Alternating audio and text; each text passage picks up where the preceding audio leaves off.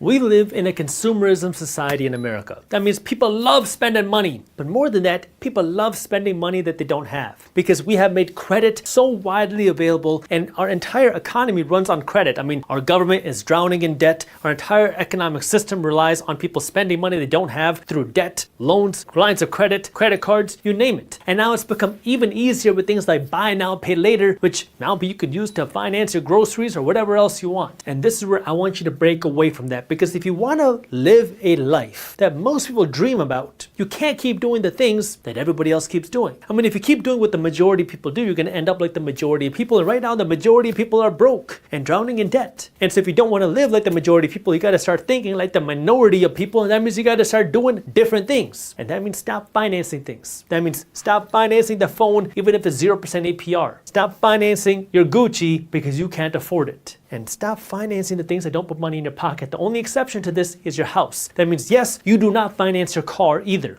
Now, this can make people feel a little uneasy because you might never have heard something like that before. But here's the reality. Your car is not something that is going to put money in your pocket. I mean, cars drop in value very fast. And when you finance a car, you are doing a triple whammy. You are financing something that is losing value. You're financing something that has a limited time span. And then you're paying interest on top of that. So you're paying interest on something that is going to lose you value and something that you have to get another of. Because that car is not going to last you 50 years. You're going to need a new car in a few years.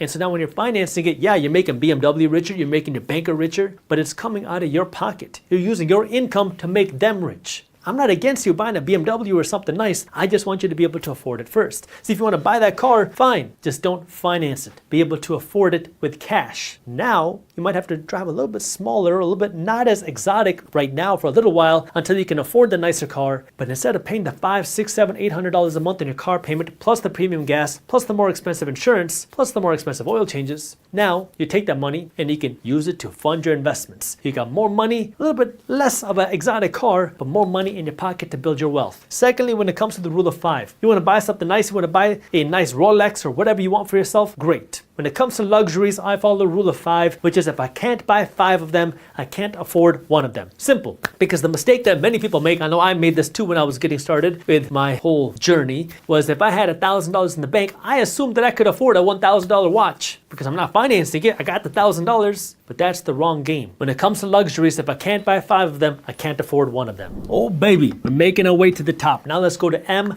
multiply your income. Here's what happens about now. You start to like this financial education thing. You start to like this whole idea of being smart with your money. And now if you're following something like the 75-15-10 plan, here's what's going on. You're making money, you're spending 75 cents of every dollar that you earn, you're investing 15 cents and you're putting aside 10 cents to save. And then what you realize is, man, I wish I could invest more money because I know that these investments are going to make me wealthy. I'm starting to see the success with these investments. So how do I do that? Now, the thing that most people do in this instance is you try to find ways to spend less money. Now maybe instead of 75-15-10, it's 70-20-10. You're trying to find more ways to squeeze pennies out of your pie, which is a great place to start. You're trying to squeeze more money out of your income, your budget, that way you have more money to invest. But there's a limit to how much you can squeeze. There's a limit to how much you can cut back. But there's no limit to how much you can earn. Now, I'm not against you cutting back, but I also want you to understand that you have a lot more potential if you now work on earning more money. Because let's say you're making $50,000 a year right now. Well, maybe you can find an additional $1,000 a year that you can invest. Or maybe the alternative is you try to grow your income to, let's say, $500,000 a year. Now, instead of trying to invest an additional $1,000, now you can find an additional $100,000 a year to invest. Now, when I say that, you might say, well, Jaspreet, what the heck are you talking about? How in the world am I supposed to go from $50,000 a year to $500,000 a year? Well, this is where I want you to think a little bit differently. And I'm going to talk about this in the end of the video. But if you now were tasked with figure out how you can make $500,000 a year, what are you going to do? You're going to be very confused. You're going to be shocked. You're going to say, that's not possible. You're going to say, you're stupid, Jaspreet. And then maybe one day you're going to wake up in the middle of the night and say, let me start reading about this. You start Googling it, start watching YouTube videos on how to do it. Maybe you buy a couple books on how to earn some more money, and maybe you try a couple things. I mean, you're probably going to lose. Maybe you buy a class and it goes nowhere and it's a waste of money, and maybe you try to start some online store and it goes nowhere and it's a waste of time and it's a waste of money. But if you keep trying, maybe you find a way to add an additional, let's call it $1,000 a month to your income. Well, that's not bad. And if you can figure out how to make an additional $1,000 a month, well, you just keep trying to grow that and refine that, and it won't be long before you can turn that to $5,000 a month in income. And if you can make $5,000 a month in income from the side of doing what you want, I'm pretty confident you can turn that to $10,000 a month. And if you can make $10,000 a month, well, what's stopping you from turning that to $20,000 a month or $50,000 a month? And this is where understanding the game.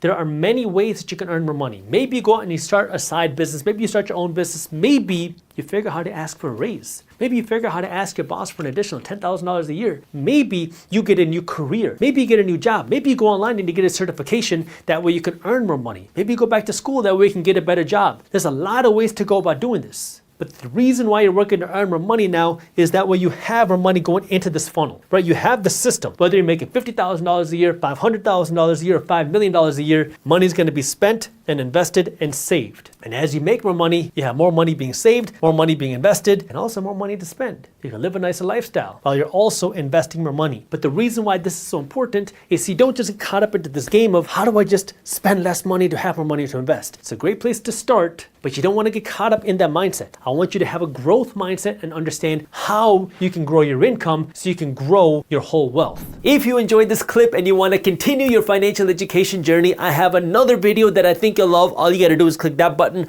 right over there. And for those of you who want to stay up to date on the top finance and business news, you can join Market Briefs, my free financial newsletter, by clicking that button below. Thank you for watching, and I'll see you in the next one.